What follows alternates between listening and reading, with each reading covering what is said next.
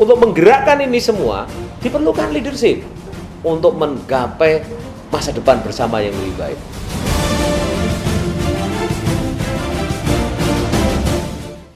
Terima kasih pemirsa, masih bersama kami dalam dialog khusus bersama Kang Yoto, dan ini kesempatan yang menarik sekali buat kita warga Bojonegoro untuk mendiskusikan tentang pencalonan Kang Yoto. Bukan pencalonan ternyata, jadi ini yang harus dipahamkan. Ini proses Pilgub DKI itu baru istilahnya Kang Yoto itu penjajakan, nominasi. Belum sampai kandidat. Kepada pencalonan, belum sampai kandidat.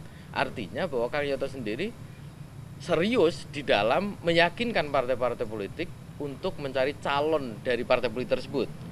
Keseriusan dan kesungguhannya ada di sini gitu loh. Nah, ketika misalkan nanti di dalam proses berikutnya yang disebut dengan pencalonan itu kok Kang Yoto tuh tidak masuk, ya nggak masalah gitu loh. Jadi nggak usah khawatir dan bingung. Ini adalah proses yang memang sudah difikirkan secara matang-matang. Begitu ya, Kang Yoto? Ya, kira-kira begitulah. Nah, Kang Yoto, goalnya apa sih sebenarnya Kang Yoto? Masuk Pilgub ini kan menyita pikiran, tenaga gitu kan? Ya, jadi sebenarnya begini, Mas. Saya itu mencoba memahami ya, dalam konteks makro Indonesia maupun dalam konteks DKI.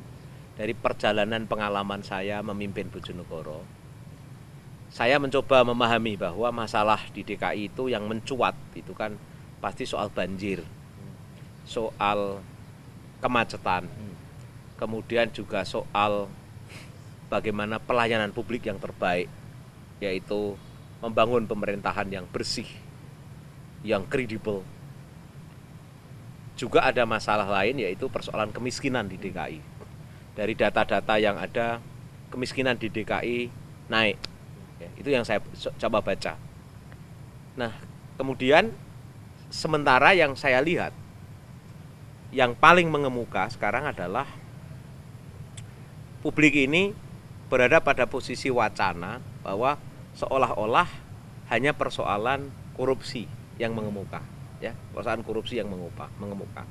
Karena itu misalnya bagaimana mendaya gunakan anggaran maksimal untuk pembangunan itu kurang menjadi pertanyaan, ya, kurang menjadi pertanyaan. Karena itu sempat ada yang tanya kalau Kang Yoto misalnya DKI kayak apa gitu. Saya bilang bahwa saya membayangkan DKI itu menjadi rumah kita semua, rumah yang kebetulan sering dikunjungi oleh orang luar DKI karena alasan politik datang pemerintahan. Yang kedua ada alasan yang namanya adalah ekonomi, tapi juga ada alasan budaya. Nah, rumah ini harus nyaman, rumah ini harus bersih, rumah ini harus indah, rumah ini harus aman. Nah, lalu warganya semua itulah yang kemudian terlibat aktif bersama pemerintahannya. Jadi perlu kolaboratif action antara warga dengan pemerintah. Tentu warga akan berpartisipasi penuh kalau pemerintahnya kemudian terpercaya. Jangan sampai warga kemudian hanya menonton pemerintahnya untuk melakukan sesuatu. Saya sudah bayar kok gitu ya, sudah bayar kok. Maka saya tinggal menuntut Anda melakukan ini. Nah, menurut saya DKI itu adalah rumah kita, milik kita. Nah, karena itu maka approach-nya adalah ketika ada kasus misalnya banjir misalnya, pasti pertimbangan teknis itu semua udah ada, semua kajiannya ada, legalnya sudah ada. Tinggal kemudian bagaimana soal sosial. Jadi menyelesaikan persoalan banjir misalnya, satu tarikan nafas yang sama dengan bagaimana mencoba menyelesaikan kemiskinan di DKI. Yang menarik adalah Kang Yoto mengatakan bahwa mau membuat DKI itu menjadi rumah bagi siapa saja. DKI itu kayak Indonesia kan sebenarnya. Artinya seluruh suku, bangsa, bahasa itu masuk ke DKI semua. Ya, gitu. Justru itulah pluralitas. Jadi DKI ini Indonesia, mini Indonesia tuh DKI itu. Karena itu tidak boleh DKI itu misalnya dikelola dengan sentimen gitu ya.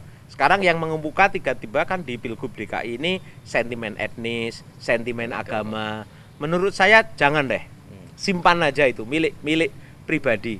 Tapi yang jauh lebih penting adalah bagaimana melihat problem-problem DKI ini sebagai problem publik dan mari diselesaikan. Kalau bahwa misalnya, oke, apakah yang sekarang ini sudah pas? Oke, kalau sekarang sudah pas, ada nggak kemungkinan yang lain? Karena politik itu jangan lupa, ini juga soal selera. Maka bagi saya adalah datang ke DKI mencoba memahami dan mencoba menawarkan menu baru. Kira-kira kalau menunya begini gimana? Tidak usah menghilangkan. Yang bagus-bagus kemarin teruskan semua yang ada. Tapi gimana kalau ditambahi? Dengan social approach, dengan lebih cultural approach, di mana kita kemudian menjadi keluarga besar yang bertanggung jawab terhadap lingkungan kita sekitarnya, kemudian kita tidak kehilangan hubungan batin emosional dengan tempat kita kan dari rumah kita. Pada saat yang sama kemudian kita mempersilahkan siapapun orang untuk berkunjung, hadir, mampir, itu kan kasarannya di DKI. Tapi bahwa bagaimana DKI ini nyaman, DKI ini kemudian aman, itu kita warga DKI yang paling bertanggung jawab. Ingat, setiap pembangunan yang sangat mengedepankan pendekatan legal approach dan technical approach, lalu mengabaikan aspek sosial, itu pada suatu saat memerlukan ongkos yang lumayan mahal, yaitu apa? Oke, itu kan. Konflik sosial. Oke, konflik sosial. Nah, Ya. saya melihat gini, Kang Yoto pengen menjadikan DKI itu rumah bagi Indonesia, karena memang banyak sekali. Nah, karena begitu banyaknya kultur, begitu banyaknya etnis, begitu banyaknya suku, yang mau digunakan ada pendekatan sosial oleh Kang Yoto. Nah, Plus ditambahi. ditambah sosial. Nah, Dari dengan- semua pendekatan yang ada ditambahi. nah, ketika kita ngomong pendekatan sosial, ini karena perbedaan kultural, perbedaan heterogen sekali gitu. Ya. Bagaimana Kang Yoto dekati? Ya, mari kita lihat sekarang contoh yang kita lakukan ya. Mas Syafiq masih ingat bagaimana kita di Bojonegoro ngelola soal banjir. Banjir kita ini sama, kita prosesnya kiriman. Kita lihat misalnya banjir di Kanor. Kanor tuh tadinya kantong kemiskinan kan. Kalau orang pinggiran Kanor itu baru mau dikawin aja orang malu kan. Padahal Kang Yoto ini Orang Kanor. Orang Kanor. Ya, itu orang Kanor. Cuma kebetulan saya kan tidak pinggiran itu ya. Tidak pinggiran. Jadi tidak malu kalau menyebutnya. Tapi orang yang pinggiran ini Kanor malu. Lalu tiba-tiba kemudian terjadi banjir besar di situ. Kita semua datang, kita berkolaborasi dengan masyarakat. Lalu ada keinginan kuat. Ini harus dibangun Pak Tanggul, Pak. 17 kilo. Lalu masyarakat semua rakyat sepakat dengan kita pemerintah. Pak, bagaimana kalau dibangun? Saya bilang nggak ada duit. Apa yang terjadi? Karena ini menjadi keinginan bersama, tiba-tiba masyarakat berikrar tanahnya akan digratiskan. Lalu kita tidak gratiskan kan, akhirnya dibeli ada 5.000, ada 10.000. Bayangkan, saya masih ingat kata Pak Graito waktu itu Kepala Balai Besar Bengawan Solo, saya mengatakan ini rekor ini. Membangun 17 kilo, pembebasan lahan dengan pembangunan terjadi pada tahun yang sama. Orang rela digusur tanpa harus marah. Coba bayangin tuh, bisa terjadi, merelakan tanahnya bersama-sama. Kan itu orang Jawa semua, Pak. Loh, Kalau Jakarta mau itu- Jawa mau apa, kalau approach-nya kebetulan hanyalah legal dan technical, pasti menjadi masalah. Contoh yang kedua adalah ketika kita membangun CPF, Central Processing Facilities untuk Blok Cepu. Bayangkan, walaupun itu dibeli tanahnya, dari 600 hektar, ada kira-kira 6.000 orang kehilangan tanahnya. Lalu orang waktu itu mengatakan, yang orang bisnis, kontraktor minyak mengatakan ini bisnis, aturan sudah kita penuhi, harus direlakan. Yang katanya pejabat pusat kan mengatakan bahwa target nasional harus terpenuhi. Sebentar, Kang Yoto. Yang saya melihat ada perbedaan antara DKI dan Bojonegoro lah. Artinya ketika kita ngomong kultur di DKI lebih heterogen. Suku bangsa agama beda-beda. Kalau kita ngomong di Bojonegoro kondisinya hampir sama lah, homogen. Nah, bagaimana Kang Yoto bisa seyakin itu bahwa nanti akan di DKI itu bisa pendekatan yang digunakan di Bojonegoro itu bisa dilakukan? Jangan lupa semua. Ditahan dulu Kang Yoto. Oke. Oke pemirsa, jangan kemana-mana, kita akan kembali setelah jeda iklan berikut. Untuk menggerakkan ini semua, diperlukan leadership untuk menggapai masa depan bersama yang lebih baik.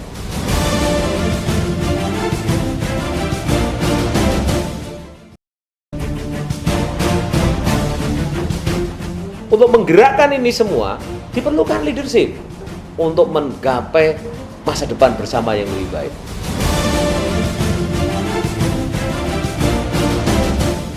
Terima kasih pemirsa, masih bersama kami dalam dialog khusus bersama Kang Yoto, Bupati Bojonegoro yang kebetulan ikut di dalam Ini bahasannya rontangan penjajakan nominasi bursa pilihan Gubernur DKI 2017 mendatang. Tadi sudah disampaikan beberapa hal terkait dengan konsep beliau ketika nanti maju di dalam pilihan gubernur yang sudah dilaksanakan dan terbukti di Kabupaten Bojonegoro, yaitu tentang human development Human development approach, pendekatan kemanusiaan, pendekatan pembangunan dengan kemanusiaan. Itu bagaimana dan memang berhasil kan? Ya. Jadi kalau kita lihat bahwa pada saat kita menangani Blok Cepu misalnya ya, proyek yang diharapkan menjadi unggulan nasional, sekarang sudah sampai pada peak production. Kita melihat bagaimana kompleksitas sosialnya. Satu sisi ada perusahaan besar, sisi yang lain ada pemerintah pusat yang punya target, lalu ada masyarakat yang miskin, tapi juga ada yang menengah yang ingin mendapatkan pekerjaan. Waktu itu, kalau kita tiba-tiba hanya menggunakan pendekatan technical dan legal, maka ya sudah, kita beli bisnis, kita beli tanahnya, Anda kalau tidak mau, sikat. Kasarannya begitulah ya. Lalu kita kemudian panggil keamanan untuk menjaga, bikin pagar berduri supaya aman. Yang kita lakukan kemudian adalah kita coba rubah. Kita ketemukan, karena ini kan konsep rumah besar. Maka yang bisnis kita undang, pemerintah pusat sama-sama, kita perintah, rakyat kita undang. Oke. Lalu kita tanya, apa aspirasimu? Oke, yang bisnis ingin untung, ingin sukses. Kemudian lingkungan hidup jangan rusak. Semua sepakat, lalu yang pusat targetnya tercapai, semua sepakat, tapi kemudian yang lokal juga harus hidup dan tumbuh. Bagaimana caranya? Karena itulah kemudian kita dengar, mungkin nggak tenaga kerjanya diambil dari yang lokal. Oh, nggak bisa Pak, kalau yang dia terampil. Oke, yang terampil nggak. Yang semi gimana? Nah, dia harus dilatih Pak. Oke, Pemkab kemudian melatihnya. Kalau yang unskill gimana? Nah, wajib semuanya dari lokal.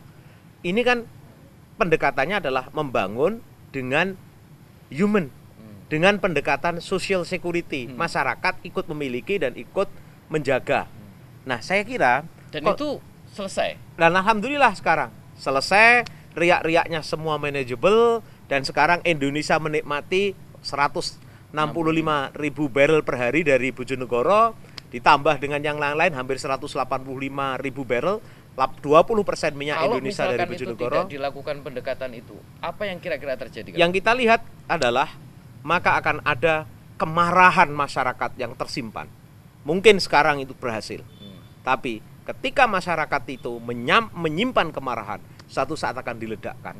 Dan begitu diledakkan, maka infrastruktur yang kita bangun, bangunan-bangunan yang kita bangun bisa dalam waktu singkat itu rusak. Dan ongkosnya sangat mahal. Itu kalau pendekatannya bukan menggunakan pendekatan human development approach. Nah, tahu ujung-ujungnya kita lihat Undang-Undang Dasar kita ini, preambulnya membangun Indonesia untuk kesejahteraan. Ujung-ujungnya itu manusia. Dan kalau kita, bahkan kita disebut juga kok kita ini asas kekeluargaan kok. Kita ini keluarga besar. Kan pendekatan pembangunan human development approach nanti kita bahas. Sebelum kita lanjutkan, pemirsa, kita saksikan dulu bagaimana tanggapan masyarakat terkait dengan pilihan gubernur majunya Kang Yoto dalam pilihan gubernur DKI 2017. Oke pemirsa, kita lanjutkan itu tadi tanggapan masyarakat Bojonegoro terkait dengan bagaimana proses pencalonan penjajakan Kang Yoto masuk di dalam bursa pilihan gubernur DKI 2017 mendatang. Kita lanjutkan perbincangan dengan Kang Yoto tentang human development approach tadi yang sudah dilaksanakan di Kabupaten Bojonegoro. Nah, apakah dengan kondisi Jakarta yang jelas-jelas sangat hidrogen, jauh lebih hidrogen dari Bojonegoro, pendekatan itu bisa dilakukan? Bagaimana Kang? Jadi taruhlah misalnya ya, yang sekarang lagi rame soal reklamasi ya. Kita semua sangat mengapresiasi perdebatan yang selama ini terjadi di DKI soal misalnya adalah reklamasi. Maka kalau yang saya jangan sampai kemudian penyelesaian reklamasi ini hanya terjadi soal perdebatan tapi tidak jelas bagaimana ujungnya dan untuk siapa. Nah, sekarang reklamasi pada isu yang berkembang adalah isu hukum. Ya. Nah, sekarang Kang Yoto melihatnya dari mana? Maka sekarang harus dilihat dulu. Jadi inilah seringkali hukum itu sebenarnya kalau saya sebut adalah nomor 3, bahkan nomor 4. Nomor 1 itu niat. nomor 2 visi, nomor 3 strategi, nomor 4 itu aturan. Namanya adalah governance. Ya, governance itu aturan. Jadi kalau sekarang berdebat soal hukumnya, belum clear niat semua orang, ya toh, niat. Ini manusia. Siapa sih sebenarnya yang berkepentingan dengan teluk ini? Itu harus clear dulu. Misalnya, oke, di situ ada nelayan, di situ warga-warga sekitar, tapi juga ada perspektif makro seluruh warga DKI. Kemudian ada perspektif pemerintah, ada perspektif DPR, ada pemerintah pusat. Maka kita clearkan dulu niatnya ini mau apa nih? Semua. Ya, clear dulu, ketemu dulu nih niat nih. Ini niatnya mau apa? Itulah yang disebut dengan human. Bicara dulu niatnya. Oke, ya, ketemu dulu. Nelayan. Iya, karena ini nggak mungkin misalnya tanpa ada pebisnisnya. Jadi juga jangan kemudian a priori bahwa bisnis itu jelek, ya. Nggak boleh menurut saya. Nah, setelah clear semua, dipertimbangkan dari sisi lingkungan hidup, dipertimbangkan dari sisi sosialnya, udah jelas semua pertimbangannya, baru munculkan strategi. Baik, kita misalnya melakukan reklamasi terbatas. Misalnya gitu ya. Munculnya seperti itu setelah didengarin semua. Baru kemudian dilihat apakah peraturan selama ini sudah memadai atau belum? Karena peraturan itu untuk mengamankan strategi. Nah, setelah itu dibikin peraturan. Oke, peraturan yang lebih tinggi RT RW-nya kayak apa? RT RW nasional. Lalu kemudian kalau diperlukan memang perdanya harus menjadi apa? Perpesnya menjadi apa? Sinkron. Jadi tidak perlu ditubruk-tubrukan. Pengalaman saya selama ini di dalam mengelola pemerintahan, kalau niat kita itu sudah mau gegeran, sudah mau mencari salahnya orang, maka justru aturan itu menjadi senjata untuk saling menyalahkan.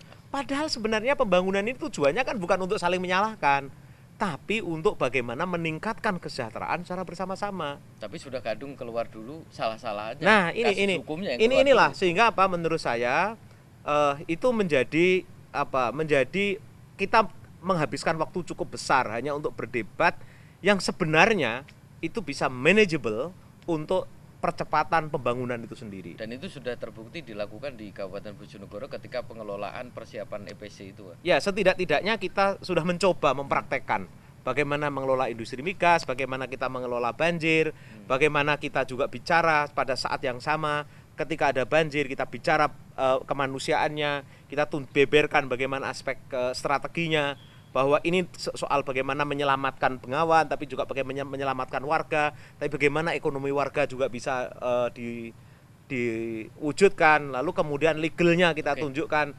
Kalau memang perlu penyesuaian legal, kita sesuaikan. Baru teknikalnya kayak apa, dibangun bareng-bareng. Itulah yang kemudian kita lihat bagaimana pinggir Bengawan Solo sekarang menjadi tempat rekreasi Blimbing, agrowisata kita misalnya gitu. Oke, Kang Yoto, berarti pendekatan kemanusiaan yang akan nanti dicoba dilaksanakan. Pendekatan awalnya adalah pendekatan komunikasi dulu dengan ya pasti, memang tugas pemimpin itu adalah mengkomunikasikan semua. Itu tugas pemimpin. Makanya saya bayangkan kan rumah kita. Rumah kita itu siapa sih? Kepala rumah tangga. Justru kepala rumah tangga ini mengkomunikasikan semua. Memang ini tugas pemimpin. Oke, Kang Yoto. Beberapa hal sudah kita bahas. Sekarang nasib Bojonegoro kan. Ya. Ketika nanti dalam proses penjajakan ke proses nominasi ini dan Kang Yoto itu masuk di dalam bursa, artinya ada banyak partai yang mendukung dan memenuhi syarat Kang Yoto masuk dalam pencalonan. Salah satu syaratnya adalah Kang Yoto harus mundur dari jabatan sebagai Bupati Bojonegoro. Masih ada sekitar waktu 1,5 tahun lah. Misalkan Kang Yoto jadi mundur. Ya. Apa yang sudah disiapkan gitu loh kan. Karena mungkin sekitar 3 bulan 6 bulan kalau misalkan proses ini selesai, Kang Yoto harus mundur jadi bupati kan. Dan nggak mungkin Kang Yoto misalkan dada Bojonegoro kan nggak mungkin. Ya, apa yang sudah disiapkan? Jadi sejak pertama saya menjabat, itu saya sudah membayangkan bagaimana saya akan mengakhiri jabatan saya. Itu selalu saya bayangkan. Maka ketika saya menjabat awal di Bojonegoro, saya juga membayangkan bagaimana suatu saat saya akan mengakhiri. Karena itulah kemudian pondasi saya coba bangun. Saya mencoba membangun apa yang saya sebut dengan transformasi 6 pilar. Pembangunan ekonomi, pembangunan lingkungan hidup, pembangunan manusia dan modal manusia, bagaimana fiskal saya coba bangun dengan kerangka sustainable berkelanjutan. Kemudian bagaimana reformasi birokrasi ini kita coba bangun sedemikian rupa. Bagaimana birokrasi menjadi bagian dari solusi besar rakyat ini. Kemudian bagaimana tetap clean, good, transparan, Anda lihat misalnya sekarang bagaimana sistem IT kita, e-gov kita untuk tingkat kabupaten kita kan kemarin kan terbaik. Kalau kota kan ada Surabaya, Malang, kemudian kan Bojonegoro. Tapi untuk kabupaten kan berarti Bojonegoro. Dari yang semuanya sebenarnya adalah minus di Bojonegoro ini. Kita ini tidak apple to apple, tidak bisa diperbandingkan dengan yang lain karena endemic poverty yang paling lemah itu tadinya adalah Bojonegoro. Kita start tahun 2008, hutang Bojonegoro itu 350 miliar dari anggaran yang cuma 840 miliar. Dan alhamdulillah kemudian kita perlahan-lahan. Karena itu apa? Saya selalu mengatakan transformatif leadership, kepemimpinan yang transformatif yang terus saya promosikan harus menjadi bagian dari gerakan kita semua. Dan warga sekarang, Mas Sawik, warga sekarang udah cukup pinter menilai. Warga sudah menikmati. Karena warga menikmati, siapapun pengganti saya yakin warga akan kontrol dan ngajak bicara. Tidak bisa kemudian sekarang lari. Artinya dengan sistem yang sudah dibangun oleh Kang Yoto dalam periode pertama maupun kedua ini, Kang Yoto yakin bahwa siapapun pemimpinnya dengan sistem itu maka akan terkontrol oleh rakyat. Satu hal yang menjadi pemikiran, misalkan ada grand design besar. Kang Yoto pengen membangun Bojonegoro itu bukan 10 tahun tetapi 100 tahun. Ada pondasi yang ingin dibangun. Nah, ketakutan, kekhawatirannya adalah bahwa penerus Kang Yoto ini tidak mampu memahami, apalagi mengimplementasikan grand design pembangunan Kabupaten Bojonegoro sampai 100 tahun itu. Nah, Kang Yoto bagaimana melihat? Ya karena itulah sejak pertama saya selalu mencoba membangun kesadaran bersama, jangan mengedepankan politik identitas, politik agama, tapi mari kita bangun dengan politik gagasan. Maka kan saya kira saya sudah pernah nyampaikan juga lewat Biwan, misalnya adalah siapa yang akan membangun pro kepada pembangunan berkelanjutan? Tanya semua kandidat pemimpin, konsep dia soal dana abadi, konsep dia soal pembangunan manusia berkelanjutan, konsepnya nanti soal bagaimana melanjutkan good governance yang sekarang sudah jalan lumayan cukup jauh, bagaimana menyambungkan niat sampai menjadi kegiatan yang betul-betul penuh inovatif. Kemudian juga bagaimana sih komitmennya terhadap pembangunan ekonomi di kawasan rakyat miskin. Oke, Kang Yoto. Berarti intinya Kang Yoto merasa bahwa Kang Yoto itu sudah menyiapkan dari awal ketika memimpin, ketika misalkan di akhir.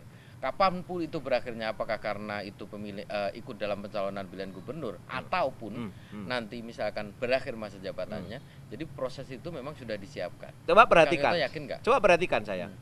2 tahun ini, 1 tahun terakhir ini saya akan mengurangi betul ketemu publik. Ada maknanya itu. Saya kerja dengan waktu yang sama sejak pertama. Tapi pertemuan saya dengan publik agak saya kurangi. Mengapa? Saya ingin publik kemudian melihat siapa calon-calon pemimpin baru yang muncul. Lalu kemudian beri kesempatan semua terbuka, ajak kemudian bicara, mari kita bicara tentang gagasan, dan mari kita lihat track record-nya, mari kita lihat komitmennya. Saya yakin insya Allah kalau ini menjadi milik bersama, dan saya lihat rakyat sekarang sudah memiliki kesadaran politik yang luar biasa. Kang Yoto, ya? Saya yakin orang Bojonegoro ini maju sekarang secara politik. Kita terbatas, Kang. Dan Kang Yoto ini terakhir, harapan Kang Yoto terhadap harapan Kang Yoto kepada masyarakat Bojonegoro terkait dengan Pilgub DKI dan juga terkait kalau misalkan Kang Yoto berakhir, apakah itu karena Pilgub DKI atau karena masa jabatan habis? Ya, sebenarnya kalau dipikir-pikir saya ini kan dutanya orang Bojonegoro. Atau tadi istilah Mas Safi kan bukan hanya duta Bojonegoro ya, duta Jawa Timur. Duta Jawa Timur. Ya kalau dilihat seperti ini kan sebenarnya saya terharu ya ketika ada anak SMA yang SMS saya yang seolah-olah bahwa apa yang dilakukan Kang Yoto ini mewakili kami anak muda untuk percaya diri. Tidak hanya merasa Bojonegoro yang kecil, tapi tidak hanya merasa di Jawa Timur, tapi orang Bojonegoro, orang Jawa Timur ternyata juga dianggap oleh orang Jakarta. Ini kan menimbulkan kepercayaan diri, dan karena itu saya mohon doa restu, saya mohon pengertian rakyat, mohon dukungan. Saya akan mencoba menjajaki semua kemungkinan ini, tapi saya akan tetap rasional nanti apakah betul-betul akan maju atau tidak. Harapan terkait misalkan nanti Kang Yoto tetap ternyata maju dalam pencalonan dan harus mundur? Ya, saya tentu berharap doa, dan mari kita semua ikut mengawal proses pembangunan di Bojonegoro, dan doakan saya kalau saya harus misalnya maju betul di DKI. Supaya tetap konsisten berbuat untuk yang terbaik buat bangsa. Dan terima kasih Kang Yoto atas waktunya. Dan pemirsa, demikian tadi perbincangan kita dengan Kang Yoto yang memang membuat banyak pihak itu kaget dan hampir tidak percaya bagaimana seorang bupati di Kabupaten Bojonegoro akan ikut, dan ternyata sudah diberi kepercayaan beberapa pihak untuk masuk dalam bursa pencalonan dalam pilihan gubernur DKI 2017. Dan ini sebuah kebanggaan dari warga Bojonegoro dan dari Jawa Timur, karena memang satu-satunya dari Jawa Timur yang masuk bursa calon gubernur DKI. Dan ini tidak main-main karena hanya tokoh-tokoh tertentu yang bisa masuk dalam bursa. Dan Kang Yoto, terima kasih atas waktunya, dan terima kasih pemirsa, dan mohon maaf kalau ada kesalahan, dan saya akhiri. Assalamualaikum warahmatullahi wabarakatuh. Waalaikumsalam.